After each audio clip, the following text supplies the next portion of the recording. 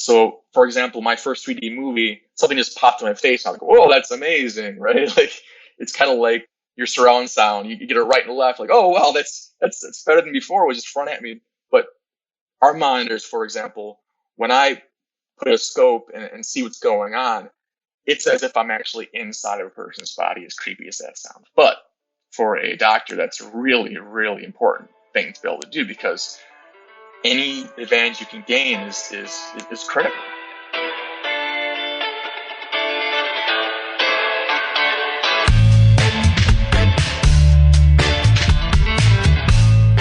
Clock in, scrub up, and join us behind the red line. You're listening to First Case, a perioperative podcast bringing you exciting interviews, engaging discussions, and innovative solutions that are changing the way patients receive surgical care. Each episode, we talk to frontline staff, perioperative leadership, and nursing entrepreneurs from across the country as they share their stories, experience, and expertise on the industry we love. From the back table to the boardroom, from wheels in to wheels out, we tackle the real-life issues affecting the OR. Whether you're tuning in for surgical service education or inspiration, we're glad you're here. And now it's time to roll back and start the first case.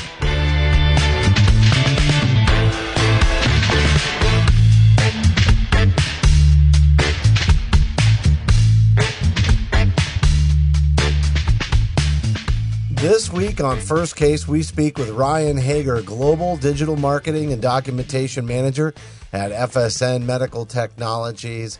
And Melanie, we're going to talk about video integration today. And as we were kind of preparing for this interview, you were describing to me, what it's like when you're trying to get cables connected and the pressure that sort of can mount on somebody who, by all intents and purposes, us as nurses, we're not trained in any of this video stuff. You're exactly right. And a lot of times your orientation in the OR, you're trained by the nurse who is using the equipment while you're in the room. And when the equipment comes in new, you get trained by the rep or whatever. If the rep's in the room, they can help. But after this equipment stays in the OR for a while, it's just you and your other nurse coworkers that are figuring it out and using it, and you learn as you go. But it can be stressful and it can be hard and challenging if you can't get something to work right. And so I think everyone can benefit from talking about something like video integration. We take it for granted until it doesn't work,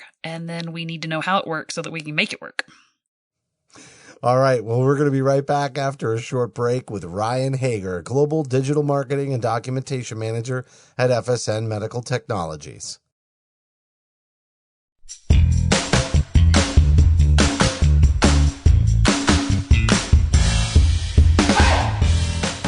I'm Melanie Perry. And I'm Justin Poulin. A 17 Studios production, you're listening to First Case.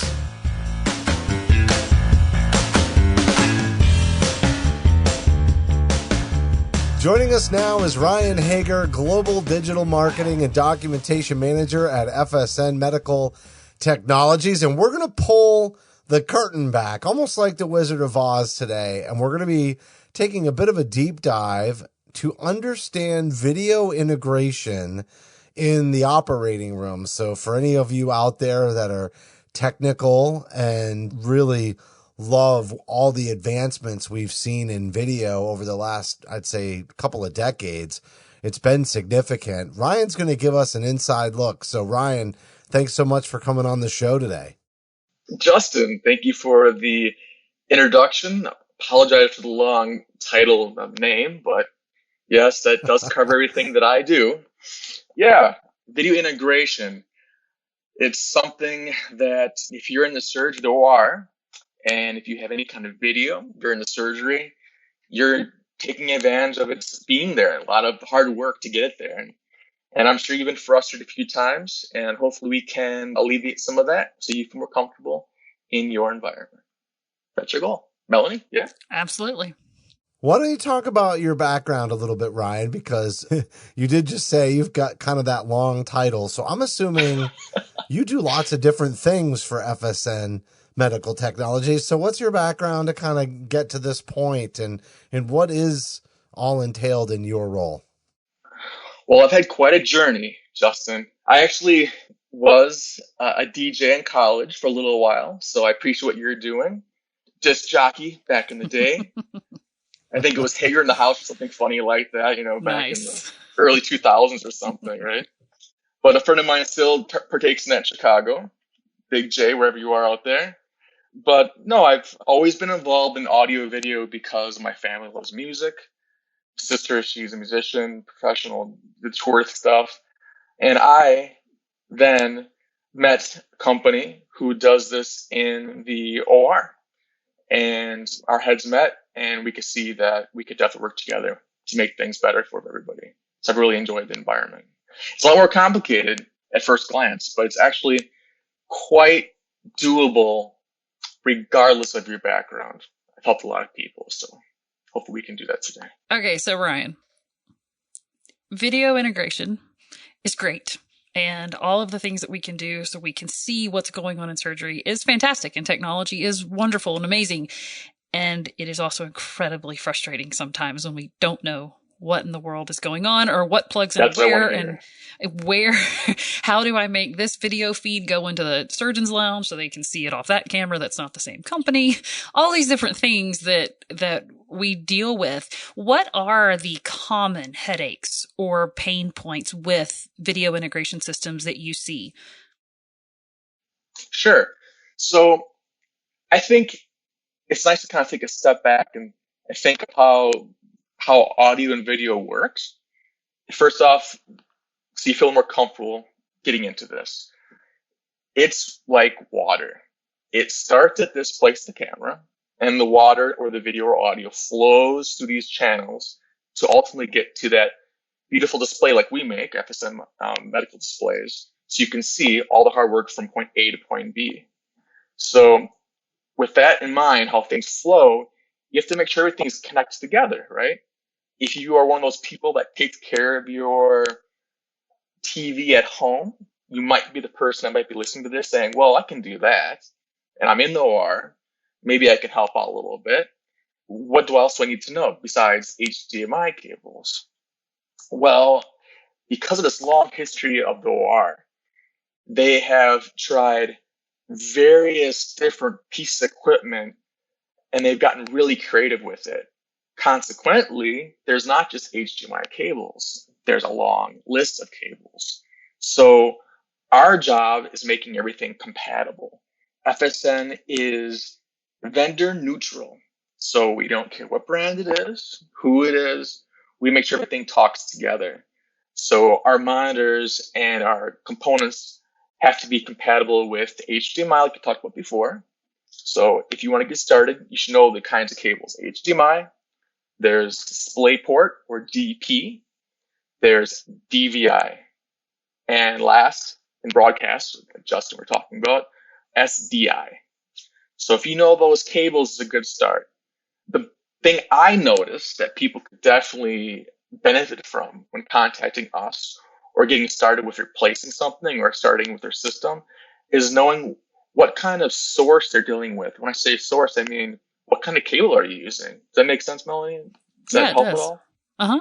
So one of the places that I would really struggle, we would have our video integration system that would feed the video from scopes that we were doing, and we'd have our scope tower in the room, but then we'd have to go plug it into the wall because then that would send video into the surgeon's lounge so that because I was at an academic medical center, so the resident might be doing part of the surgery while the surgeon's watching it from the video feed that's in the lounge. But these aren't the same machine. They're not the same brand. And so you might have a particular brand of scope tower, but then another company has done our video integration that feeds into the surgeon's lounge, and you're looking at your cables and I don't know what to plug in where to make this work. And that would be a constant source of frustration for me when I couldn't make them connect. Well, I want to take the curtain away a little bit and help you out. The brand thing doesn't really matter, right? It's all about what makes these things up. And that gets right back to my original topic, which is HDMI, DisplayPort, SDI, DVI, etc. Know what cable you're working with. Okay. That's a good start.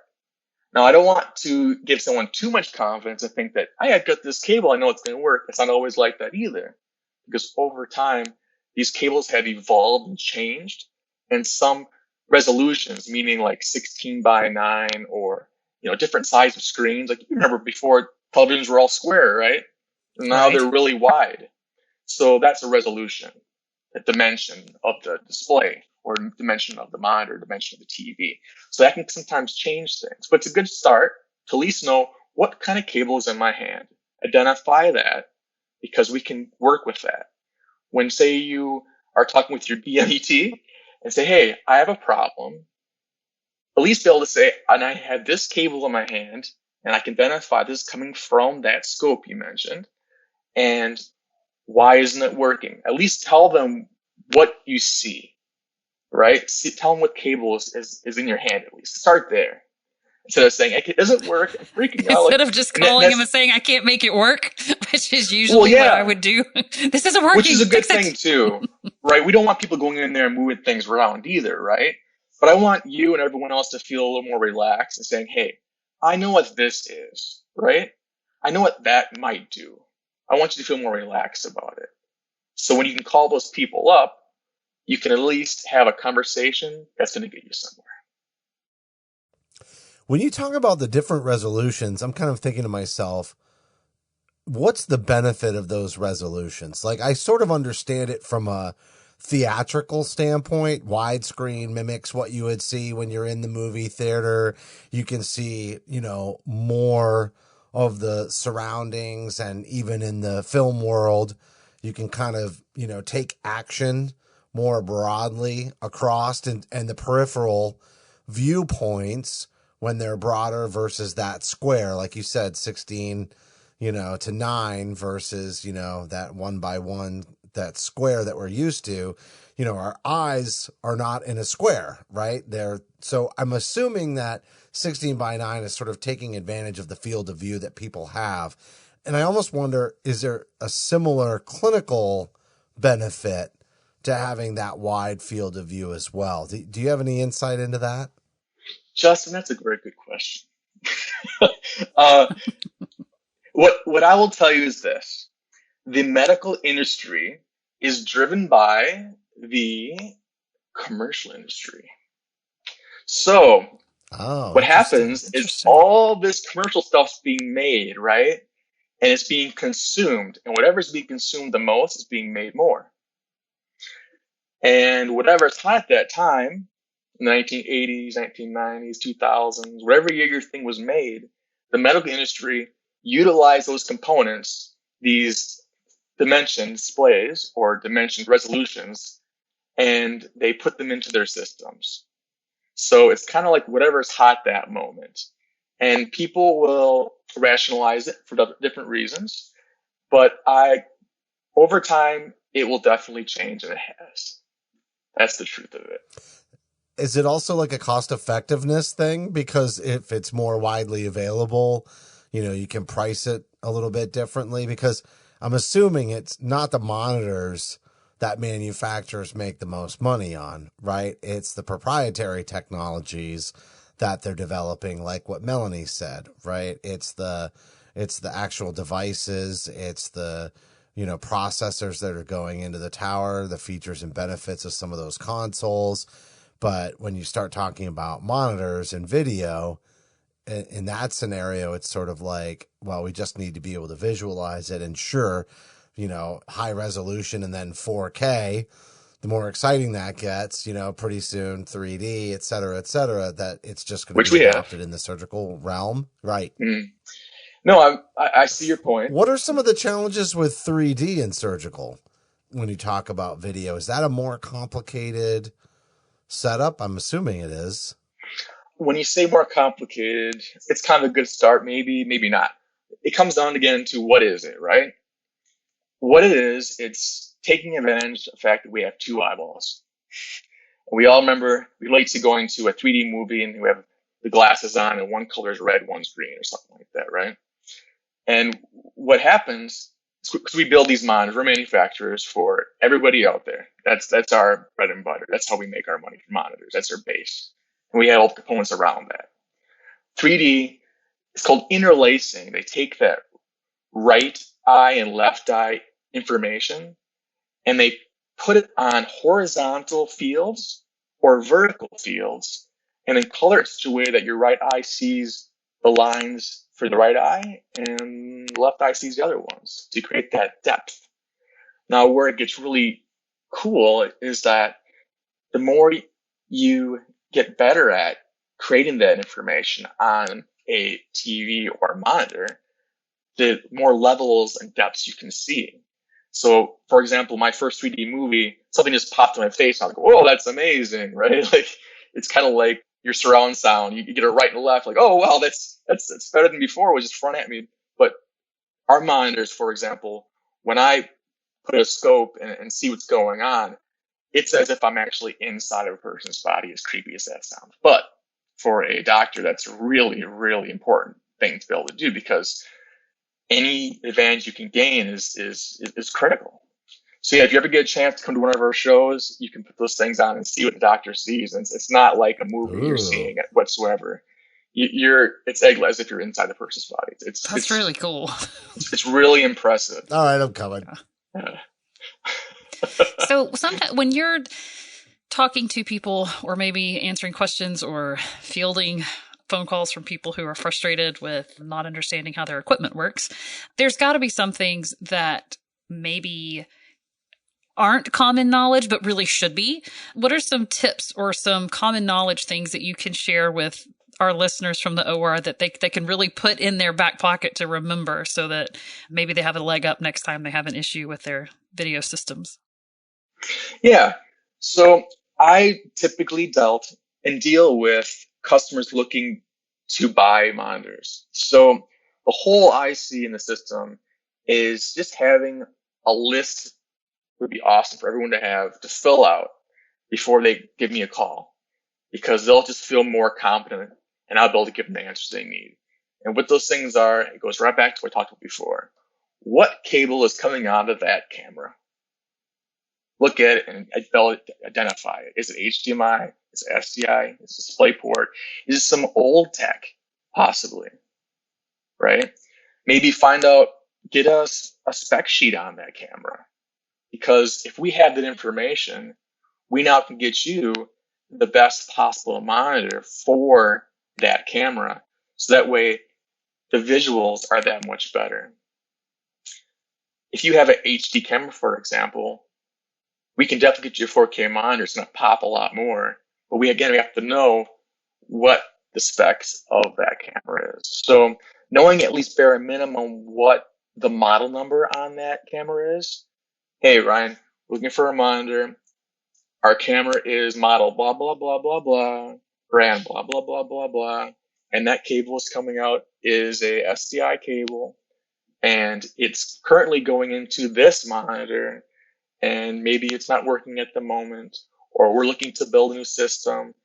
It all starts with the source, and then we can get you the right monitor knowing what that is. And you're going to feel more comfortable too, because you know what's going on.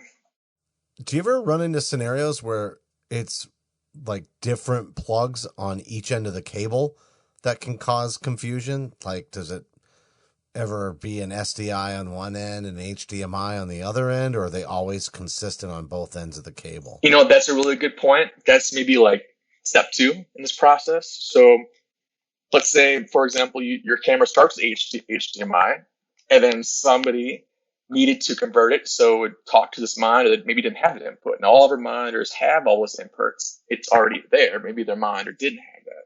So maybe they took a little adapter and attached the HDMI, made it DVI. So if you go into a HD monitor or something else. So yeah, that does happen. You're very right. There's converters. We have converters for all that stuff. We have extenders that play into that. So yeah, definitely. Is there like any kind of signal loss, or like anytime you have to convert like that, does it degrade the image at all? Or is it really just depends on what you're converting with?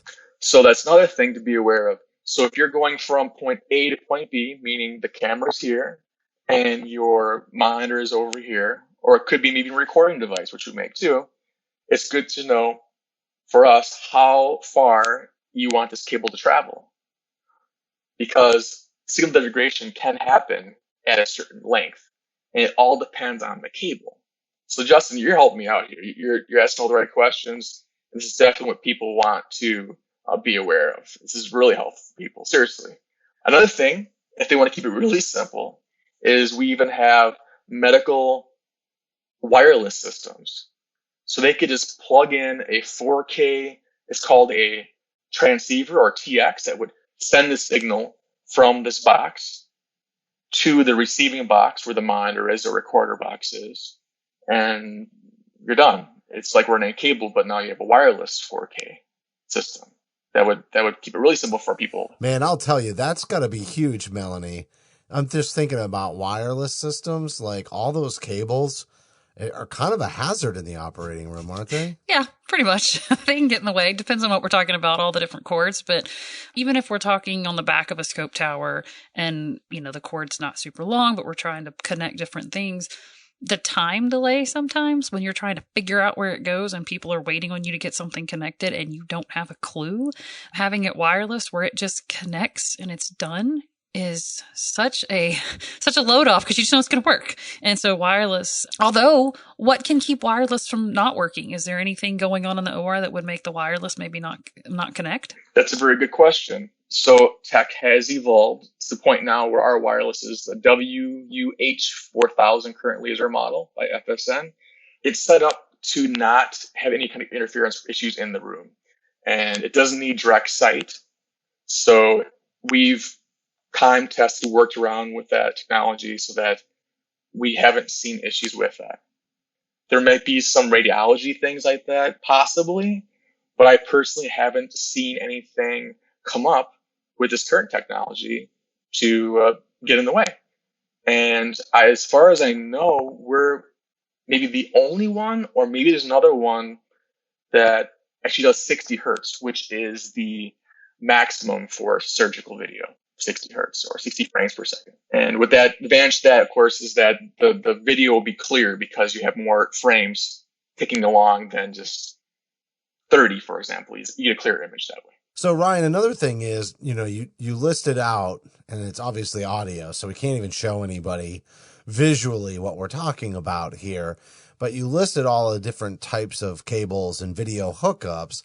And I'm kind of wondering, there's got to be a pretty simple reference out there to give everybody an idea of visually what each of these plugs or video hookups looks like based on the terminology, right? Because if they're talking to somebody and they're like, hey, I'm trying to connect, SDI here to this, they might not even know how to answer that. Or are there labels on these cables so that people know exactly what type of connection it is?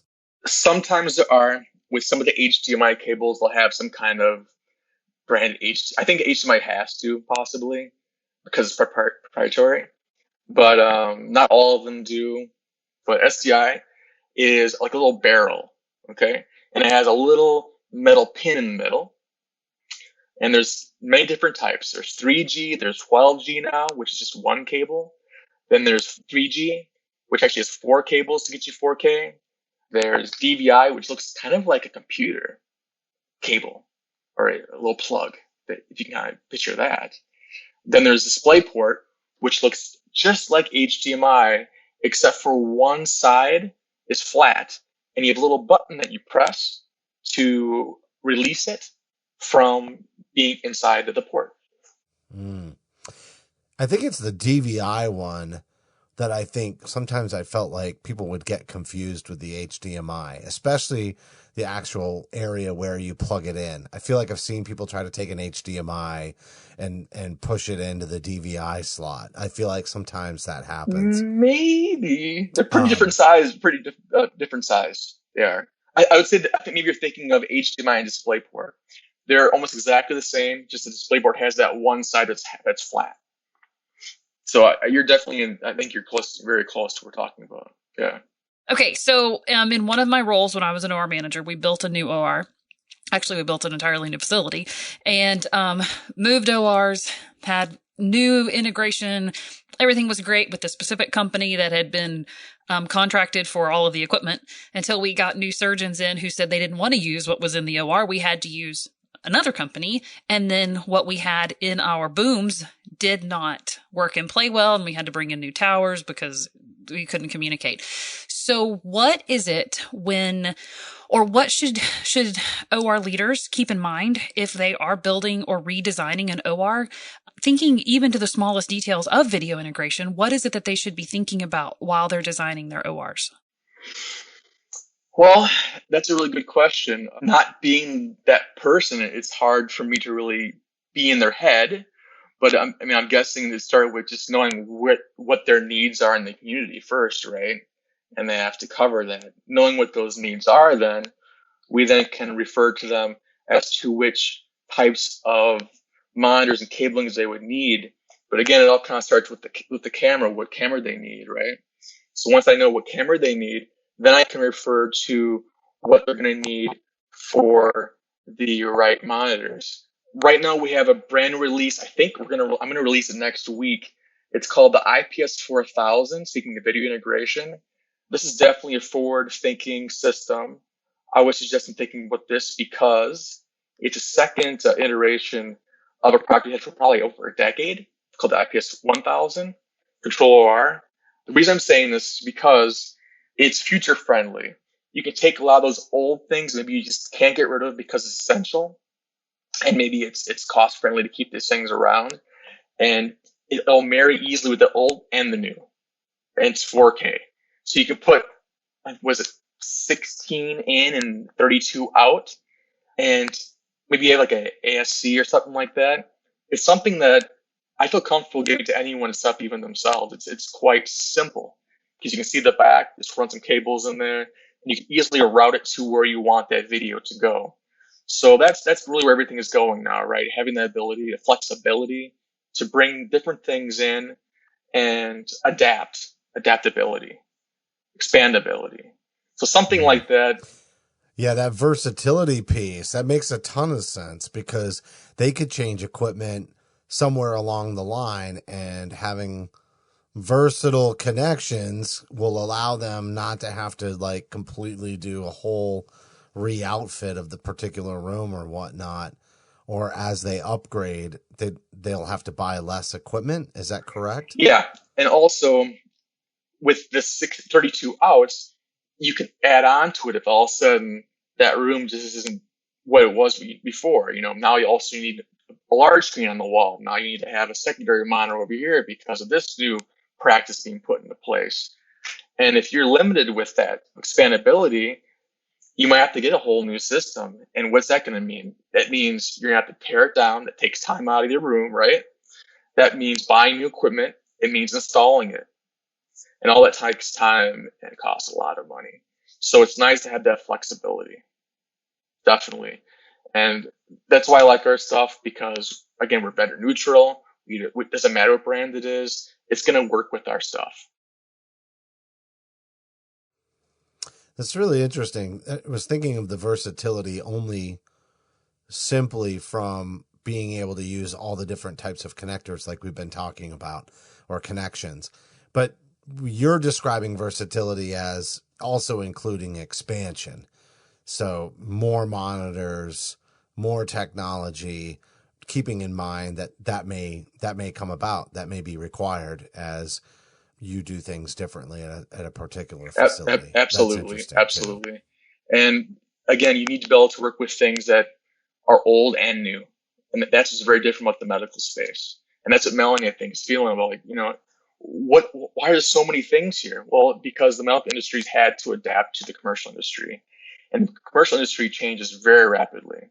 So on our end, as producers, manufacturers of these products, we have to stockpile large amounts of this stuff to catch a small little portion of the commercial market just flying past everyone else's eyes. And we have to have that long-term available for you and have things ready for you at any time. That's going to work with everything you have. So that's why I like it. I think it's a challenge. Keep in mind that those 4 connectors, type connectors that I mentioned, are only a few of many, but currently those are the big ones. 4K is coming to most places. Something else that might come up with people is a topic I should cover, Melanie, when our integrators are thinking of how I should make this room. There's a lot of 8K talk going on out there, and I want to save them a lot of time and money and thought on this one. Take the 8K and throw it out of your head. Don't even go there. because there is not an 8K Oh, surgical yeah. camera yet. If you go ahead and buy all this 8K ready stuff, it may not even fit the 8K camera that you may or may not buy in the Good future. thought. Yep.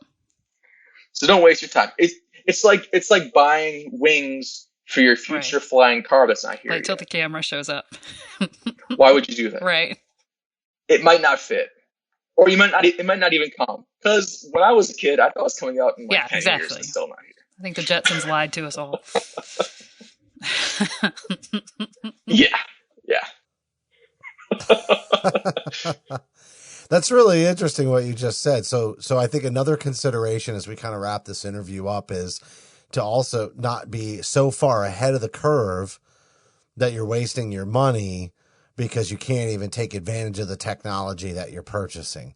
Don't be sold on something that is ahead of the capability of all the other equipment that would interact with, I mean, in this case, we're talking video, but I can see that as kind of a global sort of application on technology in general, not just for video integration, but for lots of technology. If the rest of what you have or what's available on the market can't even take advantage of, this advanced technology that you're purchasing, what's the point? And I really like the way you put it into context, because sometimes it's like, hey, if we're going to buy new monitors and we know it's going 8K, let's get it now. That way we don't have to upgrade all of these 4K monitors when everybody wants to take advantage of 8K. But you made a really important distinction there, which is the connection on the cameras might not even work. So the technology might be proprietary when that comes out in terms of the connectors. Like, you can't anticipate that. So I think that's a really important point that you're kind of making there. Is there anything else, just as before we wrap up, Ryan, that you think everybody should kind of be aware of, or maybe even going back to something Melanie said, what's kind of common knowledge for somebody in your role that really wouldn't be for a clinician that might be helpful? Well, I like some posts recently that Melanie's put on LinkedIn and social media about the elephant, one bite at a time. Keep it simple. If you're one of those people that feel a little overwhelmed when you're thinking about like 8K kind of things where you don't need to yet, take a breath, because you're probably one of the people out there that I really admire that is working really, really hard and cares about other people. And you probably have done already as much as you possibly can, and give yourself a break, because that means that you're pushing yourself a little too far, and just take a rest, take a 15-minute break and relax and smile, because you're a good person. I give you a lot of credit. And thank you to everyone out there that's doing that. Yeah, we make life a lot better. Appreciate it.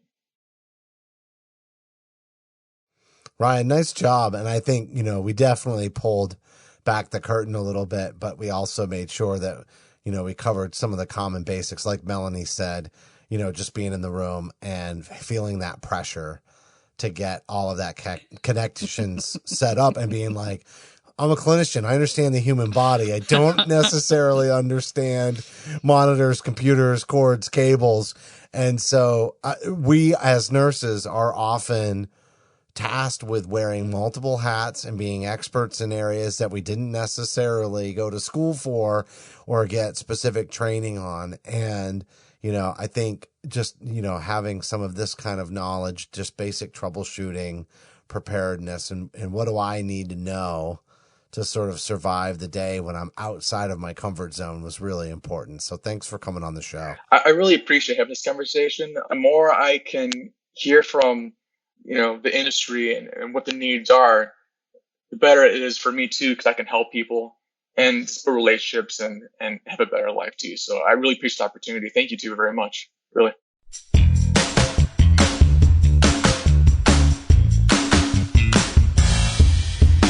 That was Ryan Hager, Global Digital Marketing and Documentation Manager at FSN Medical Technologies. And Melanie, we kind of went a little bit away from the clinical playbook today, so to speak, and really started focusing on technology and video integration. And I think the big takeaway for me is sometimes the cables and the cords can be a little intimidating.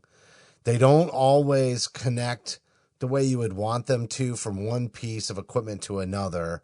And I don't always feel like the technologies in the medical industry, I mean, some of them have many proprietary, connections.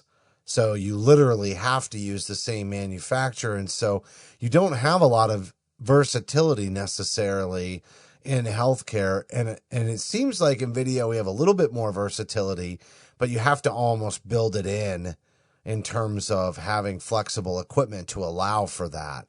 And I think that's probably the biggest takeaway for me is, how do you build something that gives you the flexibility so you don't have to just outfit with crazy amounts of new equipment every time you make a change or upgrade or new technology hits the market? Yeah, I agree. I think having equipment that communicates with each other regardless of brand and you can actually get your stuff to work is huge. And I realize that there's competing ideas on different brands and all the competition that goes into that. But if the flexibility of our connections and of our cables and cords, when it comes down to it and you're the circulator you're the extra nurse or the extra staff person in that room and they need the equipment to work and you just can't figure it out and you're like, I don't know. And then you've got to stop and you've got to call somebody else to come in and you're throwing plugs in left and right, trying to get it to work. And all they want is to move on with the surgery and get going and people are getting angry.